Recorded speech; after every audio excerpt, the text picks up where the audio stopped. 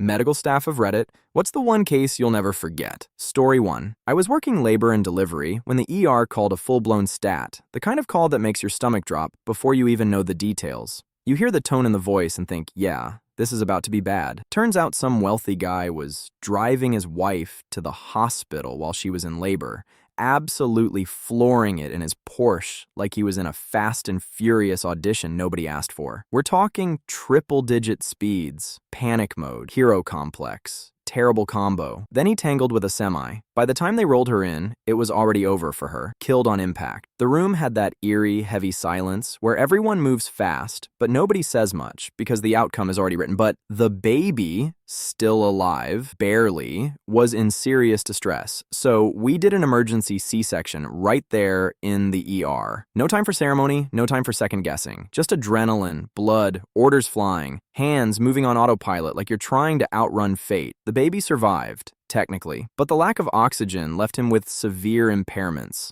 Lifetime consequences from a few minutes of chaos. That's the kind of math medicine hates but can't erase. And then came the part that still makes my jaw clench years later. The postmortem showed she was only dilated to 2 centimeters. 2. That's early labor. Slow, steady, hours to go territory. She had all the time in the world to get to the hospital safely. Could have stopped for coffee, could have obeyed every speed limit sign on the highway, and still made it with time to spare. Every time I see someone speeding toward the hospital now, lights flashing in their head, if not on the car, I think about that family, about how tragedy sometimes isn't caused by the disease or the labor or the complication, but by the fear of waiting 5 extra minutes. Story 2. I was working as a nurse in an assisted living facility during COVID, back when the whole world felt like one long, depressing group project nobody signed up for. We locked that place down tight. No visitors, no hugs, no family dinners for over 2 years. 2 years. You start measuring time in canceled birthdays and window waves like you're in some low-budget dystopian movie.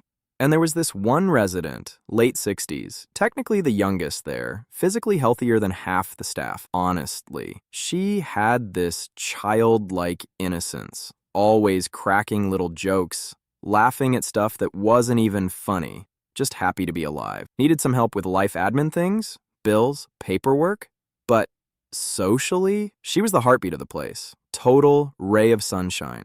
The kind of person who'd remember your dog's name and ask about it every shift like it was the highlight of her day. Then lockdown hit, and man, it crushed her. Every single day she'd ask, "When can I see my family again?" Same question, same hopeful face. Like maybe today the answer would magically change. And every single day we had to tell her, gently, not yet. You could see her deflate a little each time, like a balloon losing air. Staff would step into supply closets just to cry for a minute because it felt so damn cruel, even though we knew it was for safety. That's the kind of moral hangover COVID left us with. Doing the right thing while feeling like the villain. She made it through the entire lockdown without seeing them. No visits, no holidays, just waiting. Then the day finally came. The restrictions lifted. I swear to God, she was glowing. Got dressed up like it was prom night. Biggest smile you've ever seen. Telling literally everyone in the building, residents, housekeeping, maintenance, random delivery guy, I'm going to dinner with my family tonight. She was vibrating with excitement. We all waved her out the door like proud parents sending a kid off to their first sleepover. There were cheers, hugs, the whole feel-good movie ending. And then the next morning, the phone rang. She choked during that dinner. The dinner she waited 2 years for. Didn't make it. Story 3, NICU nurse here. You already know the vibe. Tiny humans, giant emotions, and alarms that live rent-free in your nervous system. This baby was a 23-weeker, just a couple days old, right on that razor's edge of viability where every gram, every breath, every decimal point on the monitor feels like life or death math. But when I got report, he was actually doing okay. Intubated on one of those specialized micro-preemie vents. No drips running, just oxygen a little out of range. Nothing that made you think the day was about to go off the rails. Then 10 hours later, we were calling time of death. Sepsis hit like a freight train. No warning, no slow slide, just full-body chaos.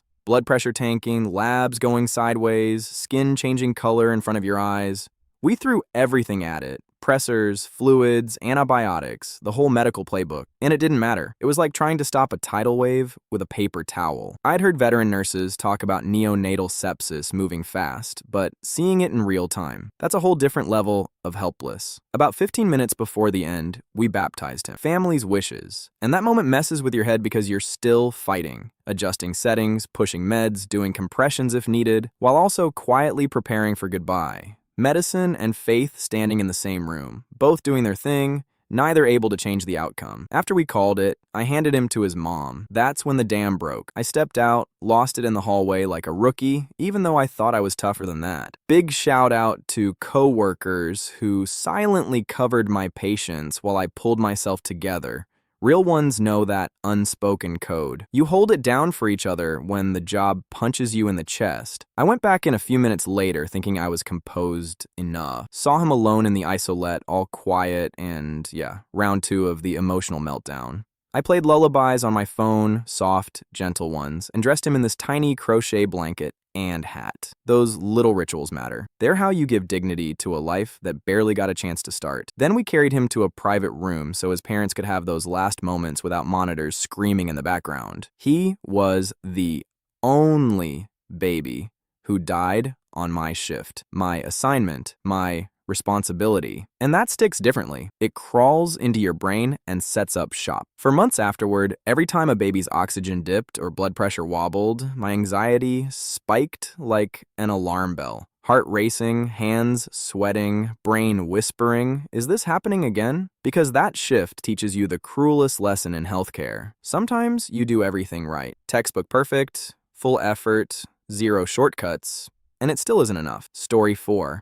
Hospice is supposed to be the gentle side of medicine, the place where we trade heroics for comfort, where the goal shifts from saving to soothing. Most days, people who work hospice really do love it, because when it goes right, it's beautiful in this quiet, human way. But when it goes wrong, it sticks to your soul like wet cement. That first patient, 29 years old, metastatic breast cancer, young kids, that one hits like a freight train before the story even starts. Because when you're roughly the same age as your patient, the professional distance just evaporates. Suddenly, you're not just a nurse.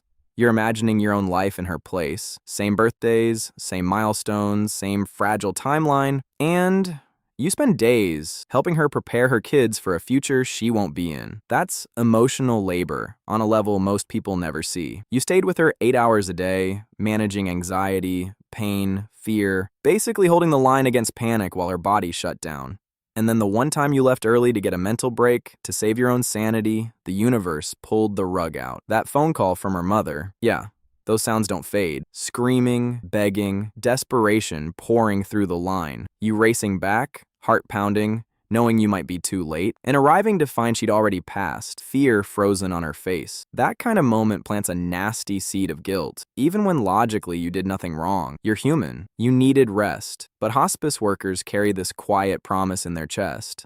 I will make death peaceful. When reality breaks that promise, it feels personal, like you failed a sacred duty. Dark humor doesn't help much there. That's the kind of case that shows up in your dreams, uninvited. Then the second patient, sweet guy with cerebral palsy, developmental delays, finally stabilizing, maybe even improving. That's the rare hospice plot twist where hope sneaks back in. Everyone's cautiously optimistic, thinking, hey, maybe he beats the odds. And then one morning, boom, gone. Likely a stroke, sudden, unfair, no warning. But the part that sears into memory is what you saw during post-mortem care. The skin sloughing off when you turned him. That's not just sad. That's visceral body horror level imagery. The kind your brain replays in high definition at the worst possible times. You can smell the room again, feel the texture, see the shock in your own hands. Once you've witnessed something like that, it doesn't politely exit your memory. It just moves into permanent storage. Story 5.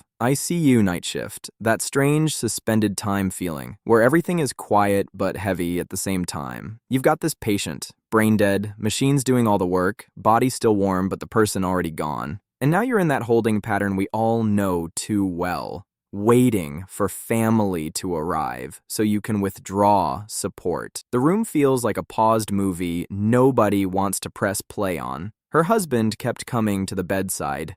grieving, hovering, doing what spouses do in those moments, talking to her, touching her, trying to squeeze meaning out of the silence. But every time he got close, something weird happened. Her hands would lift off the bed, not the usual posturing we're trained to recognize, not the classic reflex patterns, just this strange, deliberate-looking movement that didn't fit the textbook. And your brain starts doing that quiet little alarm thing. That's odd. You try to recreate it yourself, touch the same areas, move the bed, check positioning, nothing. No response, flat, still, exactly what you'd expect from someone who's brain dead. But the moment he leaned in again, there it was. Hands lifting.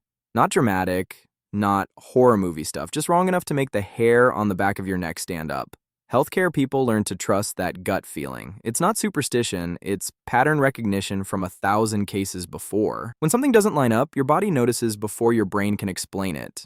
So you're standing there thinking, this doesn't make sense, and at the same time telling yourself not to jump to conclusions because grief makes everything feel strange. Then later you find out he was charged with her murder, and suddenly, that weird, unexplainable moment in the room snaps into focus like a puzzle piece clicking into place. The memory rewrites itself. The unease makes sense. You realize you were standing in the presence of something darker than illness. Violence, betrayal, a story that started long before the ICU. Story 6. Prenatal genetic counselor here, baby-faced rookie at the time, barely a year into the job, still thinking medicine was mostly charts and science and tidy little answers. Then this couple walks in, third pregnancy, big smiles, hopeful energy, the kind of people who bring snacks to appointments and remember your name.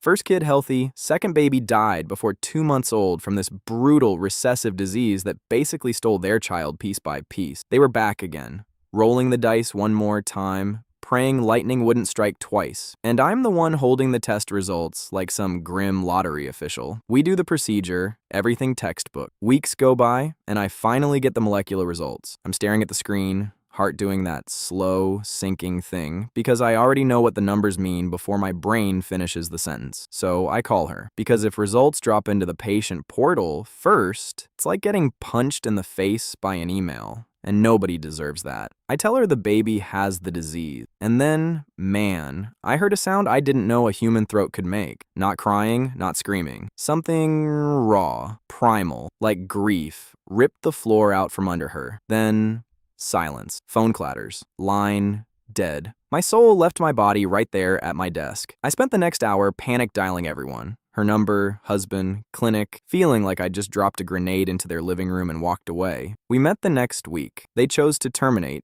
even though this baby was deeply wanted. That kind of decision ages people overnight. You could see it in their faces. Love, exhaustion, heartbreak all tangled together. And me? I went home that day and sat in my car staring at the steering wheel like it personally betrayed me. Dark joke in the field is that we're professional bearers of bad news. But nobody tells you how heavy that badge feels when you're new and still soft around the edges. Then about a year later, they came back. Fourth and final pregnancy. Same testing, same tension, same silent prayers floating around the room. I opened the results and finally, good news. Healthy baby, no mutation. I got to make the call that time with a smile instead of a knot in my throat, and hearing relief instead of devastation felt almost unreal. Like the universe decided to apologize for once. The wild twist? I was pregnant too. Same gestational age, waddling down the same hallway, both of us clutching water bottles and swollen ankles. We'd pass each other every few weeks, trade little updates, two moms-to-be carrying very different histories but heading toward the same finish line. We delivered 3 days apart, 3 days. Life has a weird sense of timing like that. Equal parts cruel and strangely kind. I still think about her sometimes. Hope her kid's out there raising hell in the best possible way. Sticky fingers and loud laughter and all the ordinary chaos that once felt so uncertain. Because after you've seen that level of loss, normal life starts to look like a miracle wearing sweatpants. That's all for today. Thanks for listening. If these stories stuck with you, hit like, subscribe, and I'll see you in the next one. Kan mi onawe kren tras.